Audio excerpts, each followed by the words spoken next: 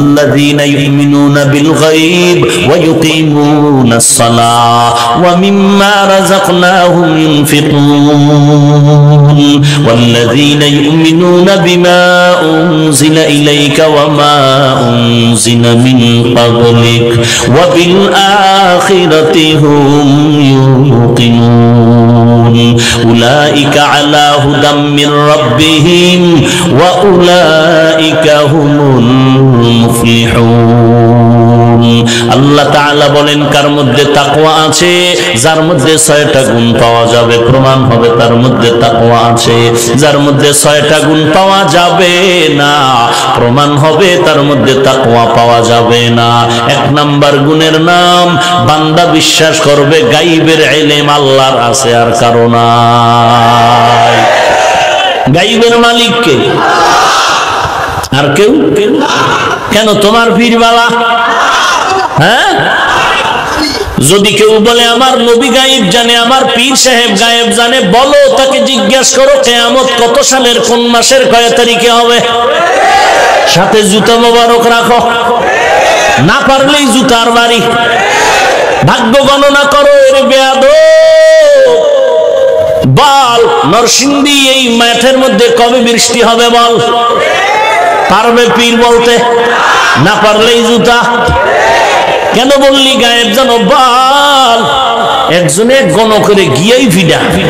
কি তুই মারো কেন? তুই টের পাও না গণনা কইরা যে তোরে ভিডামু? বদমাস। গায়েবের মালিক কে?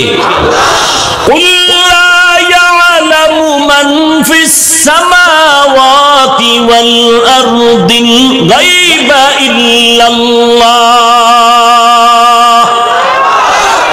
হে নবী উম্মতের জানাইয়া দেন আসমানের বাসিন্দারা গায়েব জানে না, জমিনের বাসিন্দারা গায়েব জানে না। কে জানেন? গায়েবের মালিক কে? আর জোরে বলেন। আর কেউ গায়েব জানেনি? গায়েবের মালিক আল্লাহ। এই বিশ্বাস করা হলো মুত্তাকিনদের 1 নাম্বার পরিচয়। মুত্তাকিনদের 2 নাম্বার পরিচয় হলো 5 ওয়াক্ত নামাজ আদায় করবে বছরে একবার, মাসে একবার। তাহলে দৈনিক পড়েননি সবাই? দেখছেন কি তাজা মিশা কথা স্যার? এই ময়দানে এমন আশিকে রাসূল আছে ফজরের নামাজ পড়ে নাই। আসতে কাম কেন? এমন আশিক আছে আজ যোহরের নামাজ পড়ে নাই, আসর পড়ে নাই, মাগরিব পড়ে নাই, এশাও পড়ে নাই। নিয়ত করছে ফজর পড়বে কিনা আল্লাহু আ'লাম। চিন্তা করছেন? কয় হুজুর আপনি কি ফতুয়া জানেন না যে নামাজ না পড়লেও দিল পরিষ্কার? নবী কয় যারা নামাজ চুরি করে তারা সৃষ্টির শ্রেষ্ঠ চোর। এরে নবীর উম্মতের দল, তুমি যেই দল করো, যেই পীরের দরবারে যাও না কেন, বলো আমার নবীর থেকে বড় পীর সাহেবের কি নাম? নাই।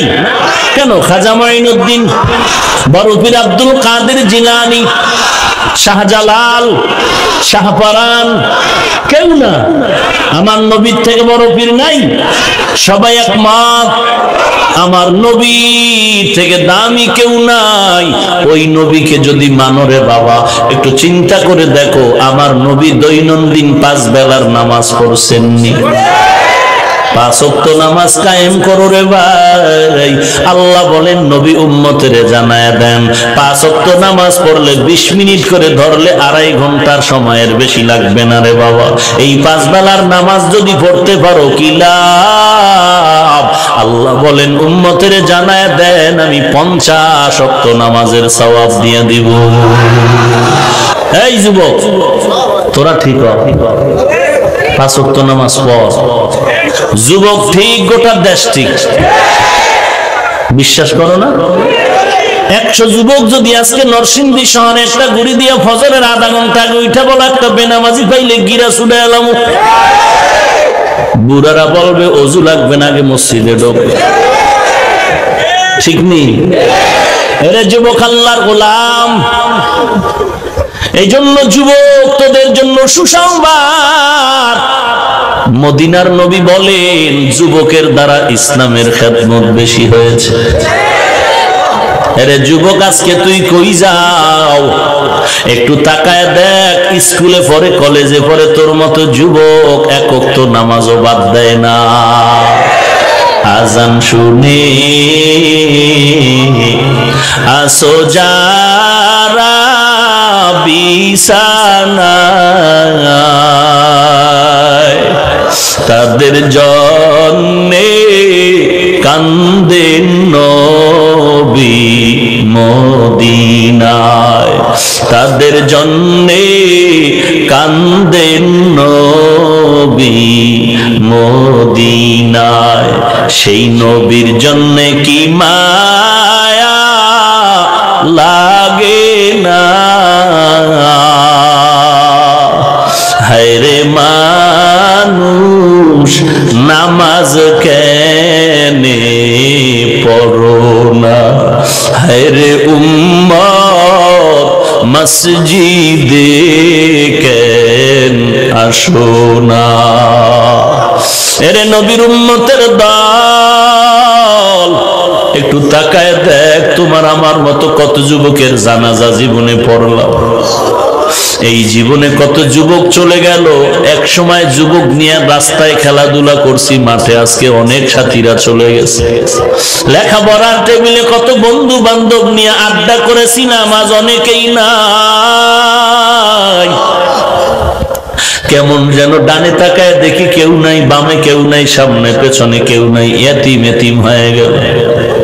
এই ময়দানে বয়ান চলবে, চলতেছিল, গত বছরও বয়ান চলছে, কিন্তু অনেক বক্তাও নাই, অনেক শ্রোতারাও নাই। বয়ান চলবে, ময়দান ফুলফিল, মানুষ থাকবে, বয়ান চলবে। হয়তো এমন একটা সময় আসবে আমিও থাকবো না, তুমি এই মাঠে থাকবা না। কিন্তু চিন্তা করা দরকার, জমিনে কি রাখিয়া গেলাম, কবরে কি নিয়ে রওয়ানা দিলাম।